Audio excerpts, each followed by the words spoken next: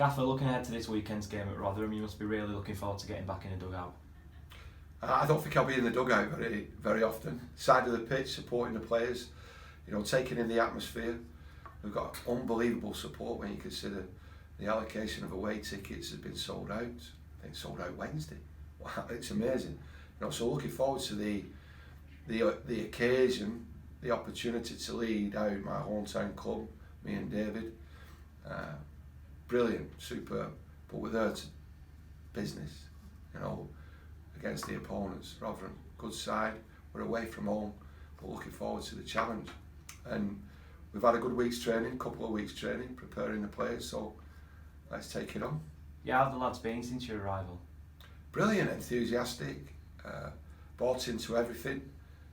We're all at different fitness levels, so we've worked a little bit on fitness, but more, simple messages, what we need to do in and out of possession, and a little bit of Rotherham as well, but not as much as you'd expect on Rotherham, because I think it's important to work on us as much as we possibly can, and not overkill the players with too much information. So simple messages, a lot of enthusiasm from the players, a lot of commitment. Now we need the intelligent energy now as we approach Saturday. For the first time this season, we've got competition for places all over the pitch. Are you pleased with how the lads have settled in? Really pleased. Again, attitude reflects leadership. Their attitude on the training pitch, the attitude to everything that we've given them, the processes that we've gone through has been magnificent. And attitude can take you a long way. Attitude, enthusiasm, winning mentality, we've seen that. So if we go through the processes in and out of possession of what we want to do, then we can still build, but we're seeing building blocks being put into process, and we're excited by the challenges that the 39 games that we've got, represent. We're about 6 weeks into the season now. Those new rivals, they've got to get up to speed quite quickly, haven't they? Yeah, our season starts now. We're 2 weeks into a training programme to represent the values that we have as a football club, as a supporter, for 39 games. That's our season. On the injury front, we obviously know Joe Bunny will be missing for a while following his road traffic accident at the weekend. Is there anyone else who might miss out this weekend?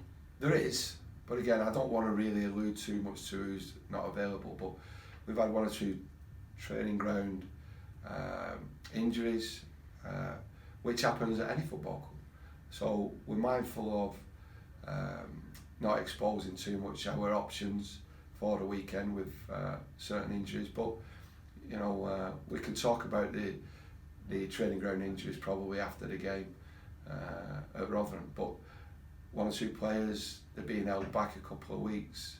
There was a precaution. We don't want to rush players into being available for Rotherham and then missing the next 15 games. So I'd rather them miss 2, maybe 3 games than, like I said, miss the next 15.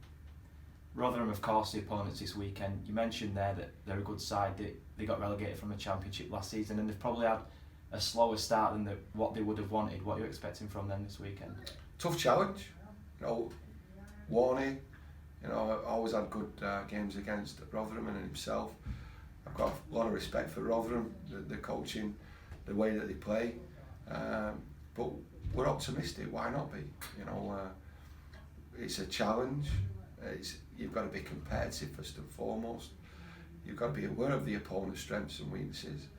But now we're looking at ourselves with positivity going into the game, and we're going to be courageous. We're not going to be sitting ducks. We're going to go toe to toe, and then we're going to use our intelligence. We want to win football matches. So simplicity of winning any football matches, being competitive in your duels, score more goals than the opponents.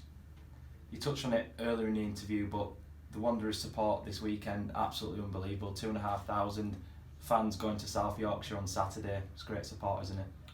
Yeah, I think we've got to thank the supporters.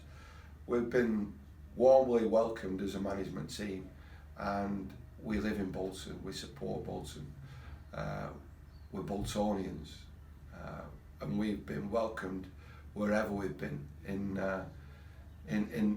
the town, and the support's been magnificent. And there's an energy, there's a freshness, there's an excitement, there's a newness and we're all looking forward to the future. The future's bright for this football club.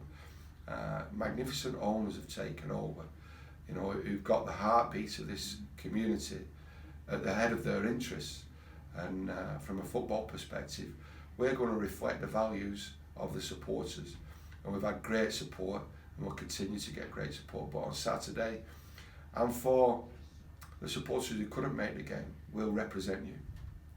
Yeah, looking at recent events, obviously the takeover went through, yourself and David were appointed, 9 new signings. There's a feel-good factor around the place. I'm guessing you just want to keep that going for as long as possible. We'll keep it going. We will. There'll be an energy to what we do. There's a process to what we do. And we need the supporters on side. The supporters are the backbone.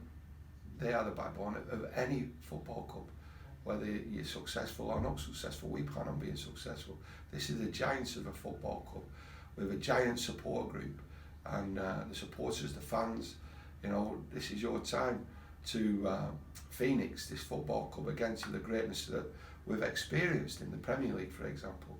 But that is our plan, that is our ambition, to eventually rise again, you know, with the help of the supporters, to the very top of this football pyramid that we have in English football.